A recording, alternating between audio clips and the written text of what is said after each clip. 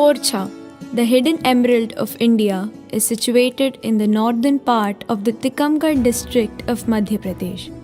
It lies on the banks of the river Betwa. Orcha is 16.8 kilometers away from Jhansi.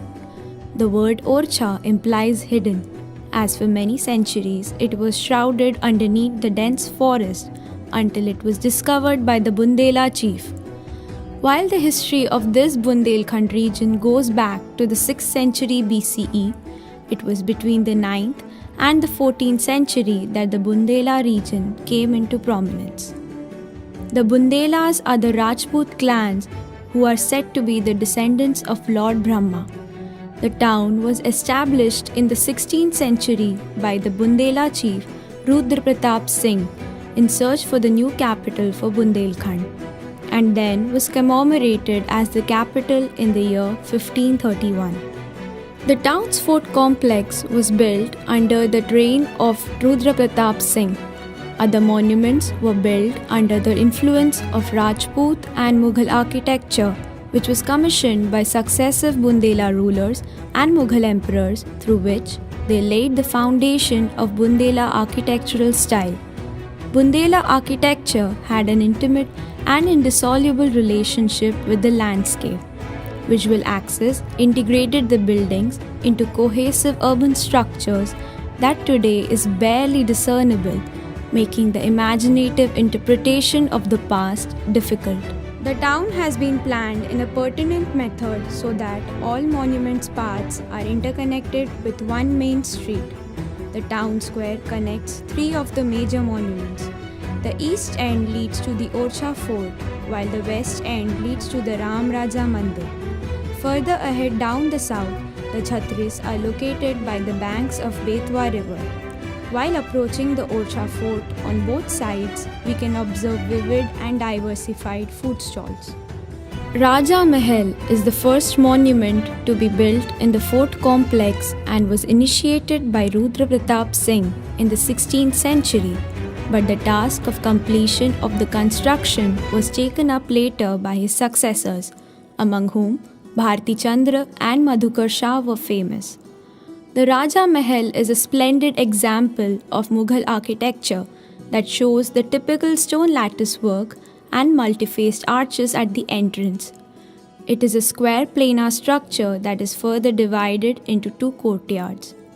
The main courtyard, flanked by the palace, which is 4-storied at one end and the other 3 ends are 5-storied, is the Diwan-e-Khas. It has ornamental columns and murals on the ceiling.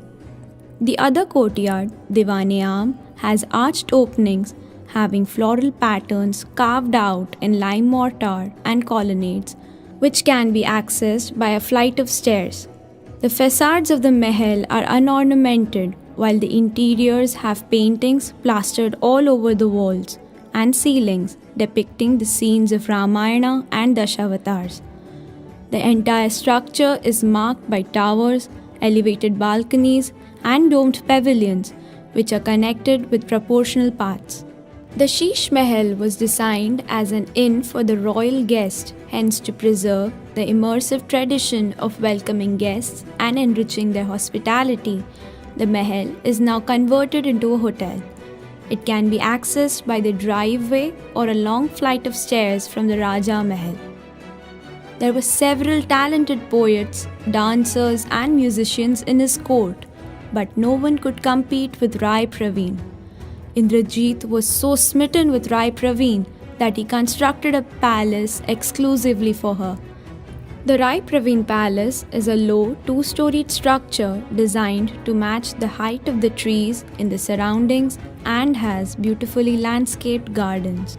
There are carved niches that allows light into the palace. It has a main hall and small chambers. The second floor has murals portraying Rai Praveen in various dance postures. The Jahangir Mahal is one of the most important palaces in the Orcha fort complex. It is to the south of the Rai Praveen Palace. This palace is named after Jahangir, as it was gifted by Bir Singh Deo to him as an epitome of their friendship. The palace was built in 22 years, but Jahangir resided here only for one night hence it is also known as the one-night palace. The entrance of the Mahal marks an artistic and traditional gateway. The Persian turquoise-style cladded front wall faces the east. The Mahal has been designed in compliance with Shriyant Vastu Shastra. The main courtyard is surrounded by other 8 smaller courtyards which exist at the corners with double chhatris segregating 2 adjacent courtyards. This is a typical style of Bundeli architecture which can be observed only in this Mahal.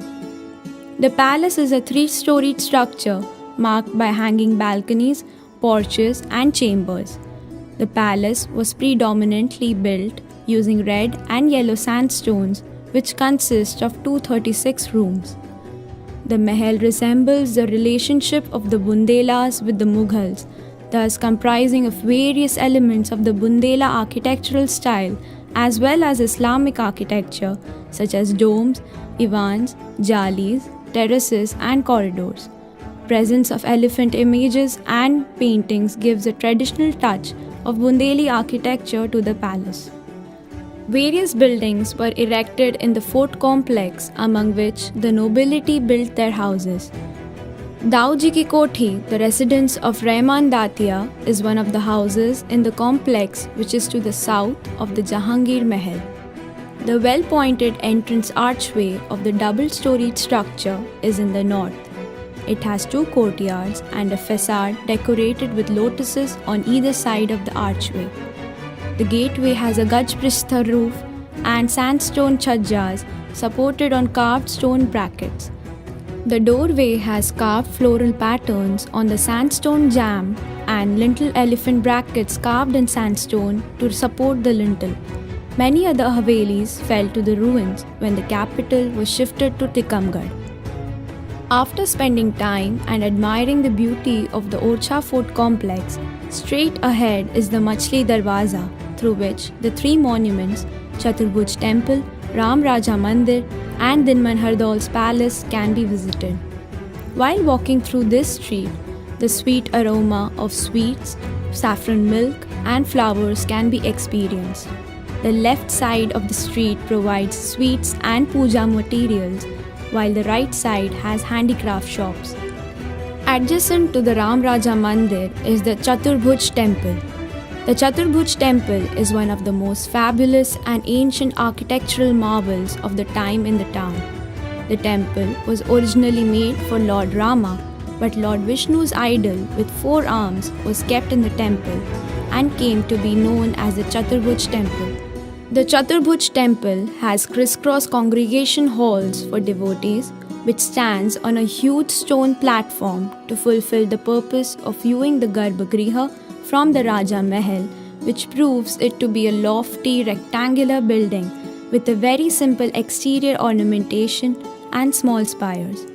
The interior is rather devoid of carving ornamentation. The temple is divided into 4 portions. The central portion of the temple is 4-storied. The first portion is the gate grill, while the second portion is the space where worshippers offer their offerings to the deity.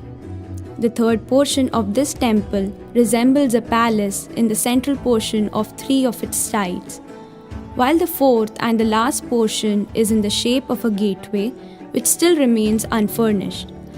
Lotus emblems and other symbols of religious significance provide a delicate exterior ornamentation. Within the sanctum is hastily plain with high vaulted walls emphasizing its deep sanctity. The fine collection of brackets, arched corridors, blind arches are some of the elements which adorns the outer walls and makes the temple charismatic.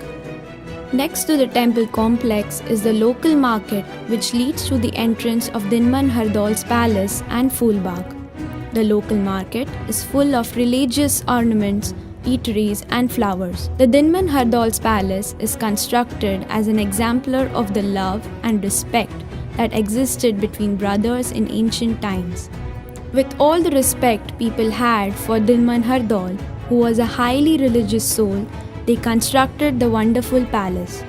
The local craftsmen of ancient times have displayed their highly creative imagination and artistic skills while constructing the Hardol's palace.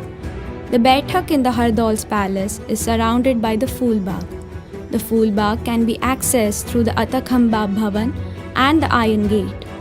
The garden is made by Maharaja Bir Singh Deo.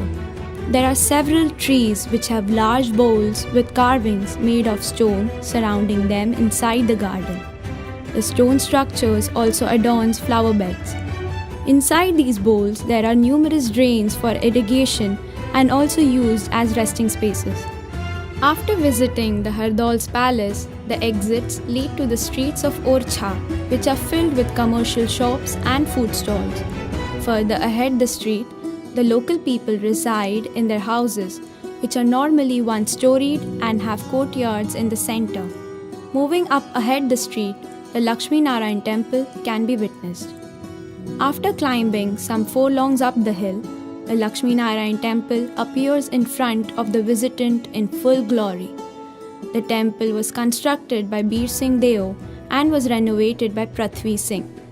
Though the temple appears to be triangular, it is actually a quadrilateral structure. The elevation in the middle of the fortified courtyard has 4 star-type multi-phase projecting bastions at 4 corners and 1 at the frontal gate. The structure is molded like a fortress, while the spires give it the essence of a temple. The inner walls and ceilings are profusely decorated with Madhubani paintings made using vegetable dyes, depicting episodes of Ramayana, Srimad Bhagavad Gita, and scenes of the Jhansi War. Many festivals are celebrated in this temple. The edges of the wall and the small windows have artistic work of the guava stone that gives us an insight into the prevailing art and culture. The culture of the Bundelas was enriched with customs and rituals that were distinct and peculiar when compared to other cultures. The Chhatris is a master insignia of the Bundela culture.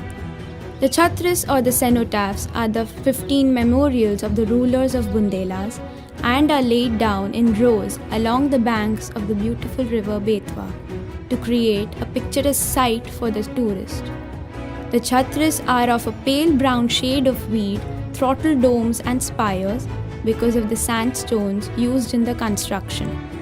Most of the cenotaphs are designed in the Panchayatan style. They are constructed on an elevated square platform. They have been built on the spot where royals were cremated. Some of these cenotaphs are of Bir Singh Deo, Madhukar Shah, Udaid Singh, Jaswant Singh and others. The triple-storied structures are differentiated on the basis of their sizes and scale as they represent the span of the ruler's reign. 4 chambers make up a dome-shaped covering surrounded by small cenotaphs resting on the columns. One can feel the beauty of the landscape and breeze that passes over Betwa river while standing anywhere in the Chhatris complex. According to Hindu customs, the ashes of the dead are deposited in a holy river. The Kanchana Ghats are the living example of this tradition, hence certifies the location of Chhatris. The Betwa river contributes to the purity and ethos that the Ghats hold. The river provides a peaceful, relaxed and serene ambience, providing the perfect climax to the story that the town upholds with pride.